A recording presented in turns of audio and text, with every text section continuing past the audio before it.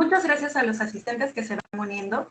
A continuación, presentamos el conversatorio con el tema Gestión de riesgo en tiempo de crisis, con la expositora, la contadora pública colegiada Nancy Young, contadora pública colegiada, socio de la línea de Advisory y líder de servicios de gobierno corporativo, riesgo y cumplimiento forenses en PricewaterhouseCoopers.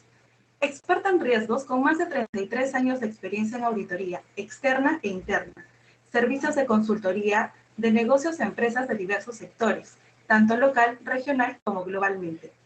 También contamos como expositor al contador público colegiado Marco Antonio Saldívar, contador público colegiado y MBA.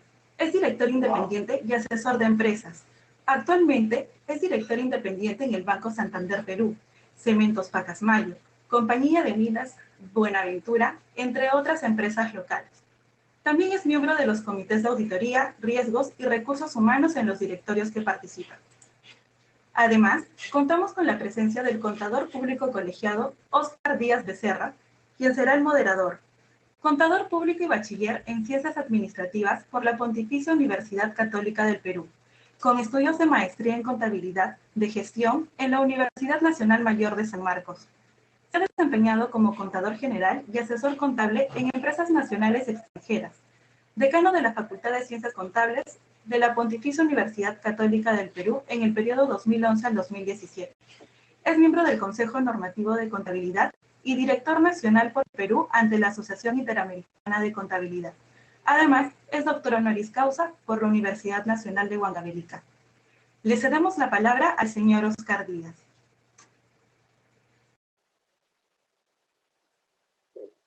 Buenas noches con todos. Buenas noches, Nancy, Marco Antonio. Es un gusto y un honor estar participando en esta oportunidad como moderador en este conversatorio. Dos personas de muy amplia experiencia profesional y excelentes personas. Y no podía ser menos de tener un tema de identidad de género. Entonces, es muy importante también para un tema de eventos, ¿sí? Bueno, entonces vamos a iniciar el tema de gestión de riesgo en tiempo de crisis. En toda organización, la gestión de riesgos tiene una alta importancia en épocas de estabilidad económica y financiera, debido a que permite definir e implementar estrategias para prevenir posibles eventos que afecten la gestión del negocio. En la coyuntura actual de una crisis de origen sanitario como la que estamos viviendo, con grandes impactos económicos, financieros y sociales, y sobre todo en el tema de la salud y la vida de las personas, la incertidumbre y la volatilidad son factores que inciden en forma muy importante en las decisiones de los encargados de la gestión en las organizaciones, ¿sí? Por lo que la gestión de riesgos cobra mayor relevancia. Entonces, no solo es importante identificar los riesgos que pueden afectar a la organización, se requiere también cuantificarlos, evaluarlos, ¿no? Evaluar sobre todo el impacto en el negocio. Entonces, la gestión en riesgos es un proceso continuo, pero para poder contextualizar este tema en la coyuntura actual y en el evento que estamos llevando a cabo, les pido que brevemente nos puedan hacer una presentación, una breve definición de lo que es la gestión de riesgos corporativos para que el público, en general, aquellos que no tienen mucho conocimiento de estos temas, puedan tener una noción un poco más amplia, ¿sí? ¿Quién de los dos desea iniciar? Ladies first. A ver, Nancy. Bueno, muy buenas noches con todos, muy buenas noches. Muchas gracias a la Junta de Decanos de Colegio de Contadores Públicos del Perú por la invitación de poder compartir con ustedes. Es un honor de estar compartiendo este espacio con Marco Antonio y contigo, Óscar. Es la primera vez, Marco Antonio, que estamos juntos en una charla, espero que no sea la última tampoco. Siempre es un honor estar contigo y bien grato conversar también. Entonces, definitivamente, Óscar, estos temas de gestión integral de riesgos, el marco de referencia de control interno, son marcos de referencia que vienen de hace mucho tiempo atrás. Yo te diría que daten de 1982, cuando se crea pues la entidad COSO, ¿no? Entonces, se crean, recordemos, con la misión de poder ayudar al mundo empresarial en lo que es la identificación de aquellas situaciones que pueden atentar todo un sistema de control interno, y como todo en la vida, estos conceptos han ido mutando en el tiempo, y allá por el año 2004, 2014, surge por primera vez a través de la entidad COSO también lo que es el concepto del marco de referencia de gestión integral de riesgos, que dicho sea de paso, ha sido actualizado en septiembre del año 2017. Entonces, como parte de este nuevo marco de referencia de gestión integral de riesgos, que fue actualizado en septiembre de 2017, se entiende, lo voy a leer textualmente, a la gestión integral de riesgos como a la cultura, las capacidades y las prácticas integradas con el establecimiento de estrategias y la performance, en la que las organizaciones confían para gestionar los riesgos de crear, preservar y realizar el valor de las organizaciones. Entonces, ¿qué significa realmente gestionar los riesgos? Gestionar los riesgos significa, frente a un contexto ya sea personal, familiar, académico, profesional, empresarial, saber cuáles son mis objetivos, cuáles son los objetivos que yo quiero llegar y tratar de alinearles los riesgos, que son los eventos de naturaleza negativa que harían que estos objetivos no se cumplan. Y tratar a su vez de alinearles una serie de actividades de control para que en función, y eso me imagino que lo vamos a ver un poquito más adelante, al nivel de apetito y tolerancia al riesgo que yo pueda tener, establecer una serie de medidas de control para administrar estos riesgos. Por lo que los riesgos definitivamente no los vamos a poder eliminar en la medida que los objetivos no se eliminen. Entonces, siempre nosotros tenemos que entender que a todo objetivo le sigue un riesgo, es como el sol y la sombra, ¿verdad? No, siempre hay una sombra. Entonces, esta sombra yo la tengo que atenuar al límite en el cual yo esté esperando poder administrarlo, ¿no? Entonces, cuando yo hablo bajo el concepto que se inicia acá en el modelo de la gestión integral de riesgos, donde se dice gestionar los riesgos para crear, preservar y realizar el valor, si yo me voy al contexto de una empresa, entonces yo tengo que saber que esta empresa, a su vez, se ha sido creada, quiere preservarse en el tiempo y quiere realizar valor. Entonces, yo como empresa o como organización tengo la responsabilidad de identificar todos aquellos eventos que puedan impactar verdaderamente esta creación de valor que tiene la organización y tratar de atenuarla a través de una serie de actividades de control. Entonces, yo creo que más adelante, y ahora complementando con lo que Marco Antonio nos va a ilustrar también, es cómo este tema de la pandemia es identificada claramente como un evento de naturaleza negativo, que no era previsible, y qué es lo que le toca a las organizaciones en términos de atenuar el impacto que esta pandemia pueda tener en diferente orden de cosas, ¿no?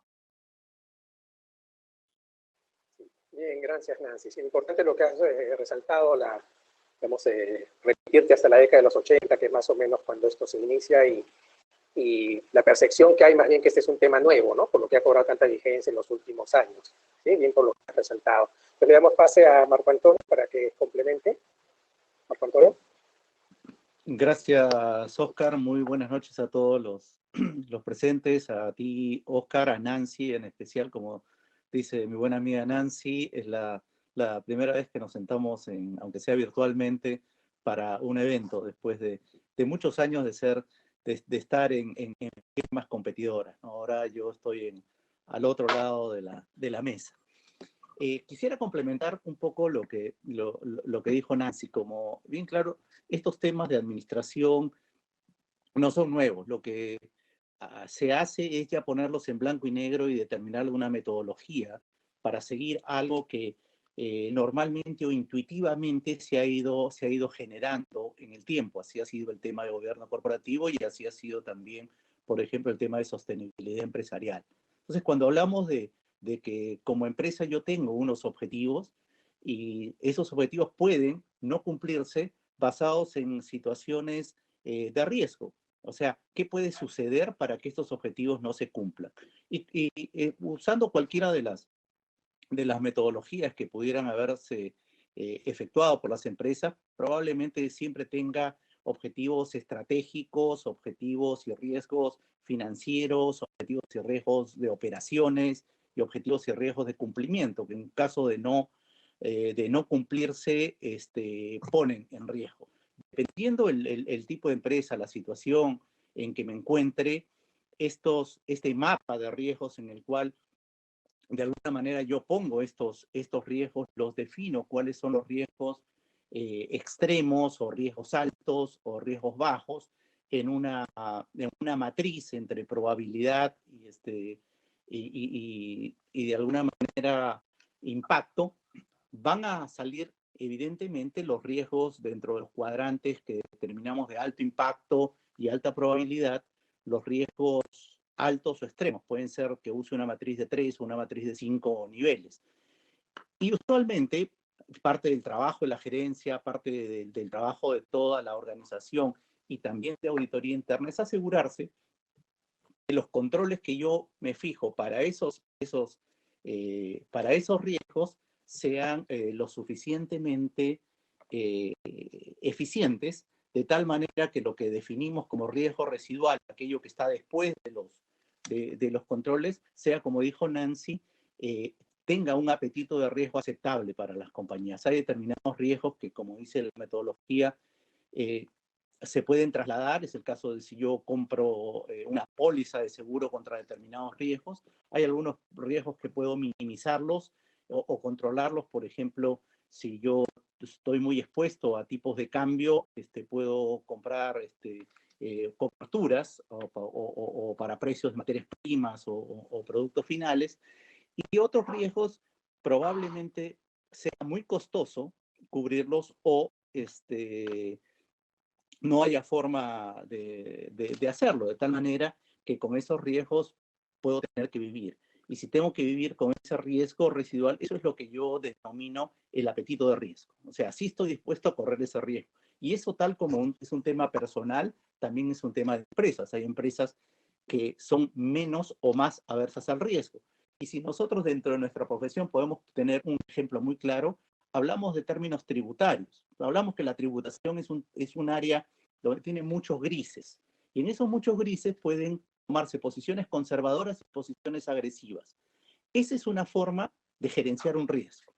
¿Por qué hay compañías que serán más agresivas? Por una razón, porque personalmente los que manejan la compañía son más agresivos, o son más agresivos porque no hay el dinero suficiente para pagar lo que tenga que pagar esa posición, y trato de defender la otra posición, trato de defender una posición que no sea una posición conservadora. Entonces, a todo nivel, por ejemplo, en abastecimiento, hasta donde yo decido, por ejemplo, controlar el riesgo de abastecimiento y decir, voy a tener un stock mínimo de 1 mes, 2 meses, 3 meses, 6 meses, y hemos visto muchos ejemplos en el cual siempre tienes que tener el justo medio en poder determinar lo que llamamos el apetito de riesgo. Y en ese apetito de riesgo es lo que básicamente se va dando vueltas todo este sistema de administración de riesgos. Y eso lo vamos a ver y probablemente en los próximos minutos, justamente con lo que está pasando este año, ¿no?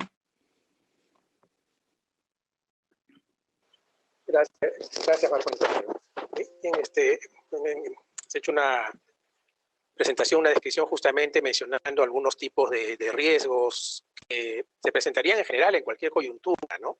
¿Sí? Entonces sería importante, digamos, por el momento que estamos pasando por este tipo de crisis muy particular, muy distinta a las crisis financieras que nos han precedido, ¿sí? De repente relacionar y poder identificar dentro de lo que es la pandemia y la pospandemia, ¿no? Porque vamos a vivir, creo que todavía mucho tiempo con esta pandemia de por medio, ¿no? Algunos dicen pospandemia, pero todavía no ha finalizado y no se ve luces de que vaya a acabar pronto. Entonces, dentro de ese ámbito, digamos, ¿cuáles son los principales escenarios de riesgo que tienen que enfrentar las empresas en general, ¿no?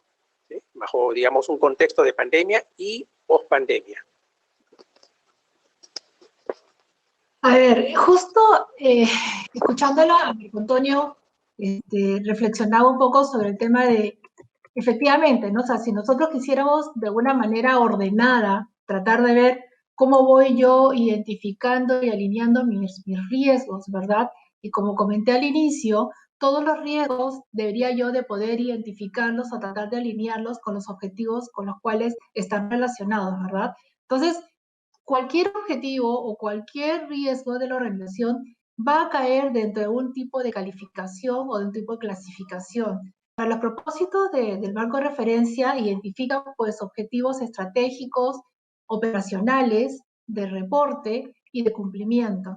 Entonces, en ese sentido, si yo identifico esos 4 tipos de objetivos, claramente voy a tener esos 4 tipos de riesgos también.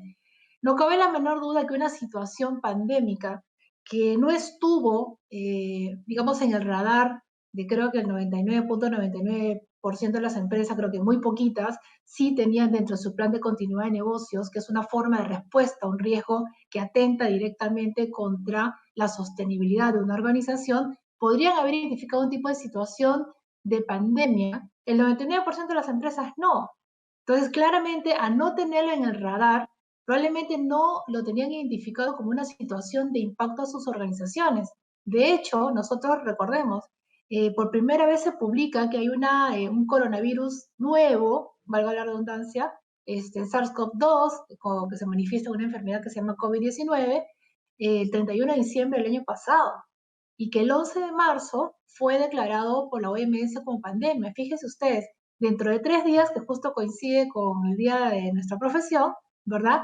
Estamos hablando de septiembre 9, marzo 3, 6 meses, es sumamente corto, 6 meses que estamos en pandemia, que para nosotros nos parece que es un siglo, porque la estamos viviendo en cuarentena. Lamentablemente, estamos liderando todos los rankings que no quisiéramos liderar, lamentablemente estamos ahí en esas fotos, y claramente hay un impacto muy fuerte en la vida empresarial y en la parte económica y política del país. Entonces, si yo quisiera traerme eso directamente hacia la pregunta directa de que cómo tengo que yo manejar, administrar mis riesgos frente a un evento llamado pandemia y post-pandemia. Entonces, allí tendríamos que decir, ok, este efecto, este evento de naturaleza negativa llamado pandemia, ¿a cuál de mis objetivos está atentando? ¿Está atentando con mi objetivo estratégico? Sí, claro. ¿Está atentando contra mi objetivo operacional? Por supuesto. En los primeros meses, muchas empresas industriales no pudieron operar porque un porcentaje importante de sus trabajadores estaban infectados y no había un plan de sucesión suficiente como para poder reemplazarlos. Tercero, de reporte. Muchas empresas no pudieron reportar a los entes reguladores, ¿verdad? O a sus stakeholders. Cumplimiento. ¿Alguien tiene el inventario de todas las normas que han salido desde el 15 de marzo a hoy día? Normas de índole salud, trabajo, educación, economía, los ministerios especializados. Entonces, fíjense ustedes la cantidad de situaciones de riesgo que hoy las empresas tienen que enfrentar.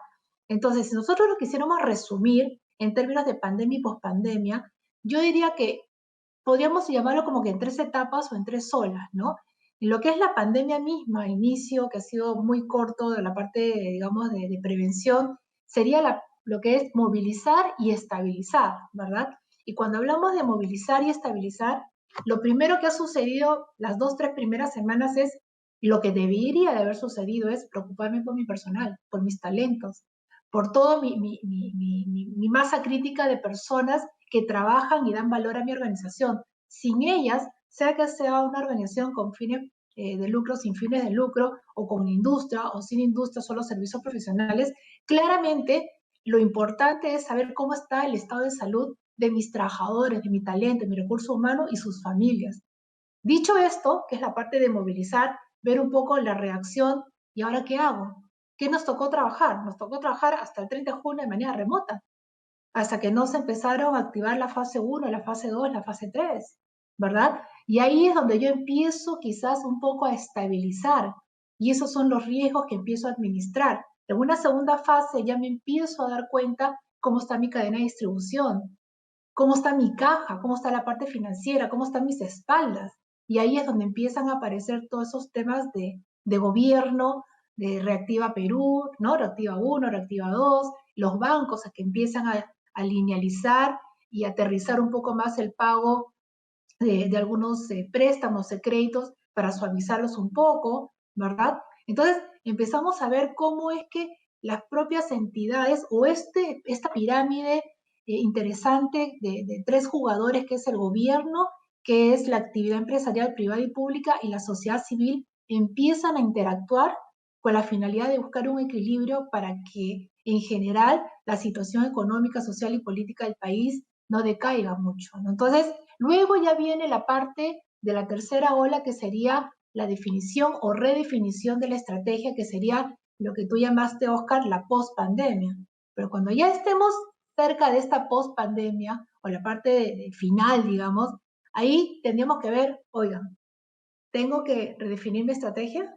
¿Tengo que cambiar? Y aquí ya le cedo la palabra a Marco Antonio, si no me quedo hablando 3 horas, ¿no, Marco Antonio? No te voy a dejar sin nada de tiempo. Y vamos a tener los ejemplos no tan drásticos, y no por eso no van a hacer propaganda, pero hay algunas pastelerías que se han convertido en mini markets, ¿cierto? Hay algunos hoteles, boutiques que se han convertido en alquiler de oficinas, donde se guarda el distanciamiento social, donde claramente esa tercera fase que yo le llamo de redefinir la estrategia ha sido tan crítica, porque están en la parte de la fase 4, que para poder sobrevivir han tenido que adelantar el cambio de su estrategia. Entonces, yo creo que más o menos por ahí andaría mi respuesta con respecto a lo que, las inquietudes que nos diste, Oscar.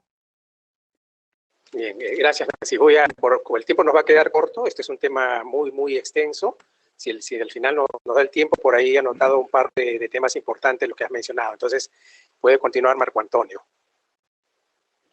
Gracias, Oscar. Yo quería complementar un poco lo que dijo Nancy con la experiencia de lo que me ha pasado en las compañías en las que estoy trabajando como director. Evidentemente, cuando se dio la pandemia, el cese de operaciones, que fue de un día para otro, un anuncio de un domingo, empezabas a tener una cuarentena el día lunes, sucedió lo que probablemente también nos pasó como personas. Buscar cuál es, de alguna manera, el bien que necesitabas cuidar frente a la posibilidad de estar, no sé si eran 15 días o alguien especulaba un mes o algo más de un mes parado. Y esa palabra era efectivo, era liquidez. O sea, hablar del tema del el efectivo es el rey, de cash is king, como se dice en inglés. Entonces, durante esos mediados de marzo hubo una escasez muy fuerte de liquidez, y liquidez en el sistema, ¿producto de qué? Porque las líneas internacionales a los bancos locales también se cerraron, porque este es un problema internacional, no era solo peruano, y cada país estaba viendo por lo suyo. Entonces, las compañías que podían tomaron préstamos, tomaron sobregiros, coparon sus líneas de crédito para tener la caja suficiente para poder mantener las operaciones, porque no se sabía cuándo se podían iniciar. Entonces, el primer riesgo que se cubrió, es decir, aquellos que tenían bien mapeado su riesgo, hicieron cuál es el riesgo de liquidez, y se activó cuál era el protocolo en los momentos que no podía haber liquidez. Usualmente los bancos eso lo tienen por pedido de la superintendencia cuando hay riesgo de liquidez que tienes que hacer. Pero algunas compañías tenían dónde tomar los créditos y tener el dinero para poder pagar proveedores, poder pagar a su gente, mientras no sabían cuándo operaban. Y eso fue, digamos, el tema importante. Todavía en esos primeros meses no tenías el tema de la gente en cuanto a el problema sanitario. Cuando ya tuviste que empezar a operar, o ya habían pasado más de un mes, el tema de liquidez seguía siendo importante, pero ya el Banco Central de Reserva, con ciertas medidas, había dado más liquidez al sistema. El gobierno había activado Reactiva Perú, que lo tomaron muchas compañías, sobre todo en la primera fase, que tenía menos restricciones. Empezamos a ver los planes de continuidad de negocio.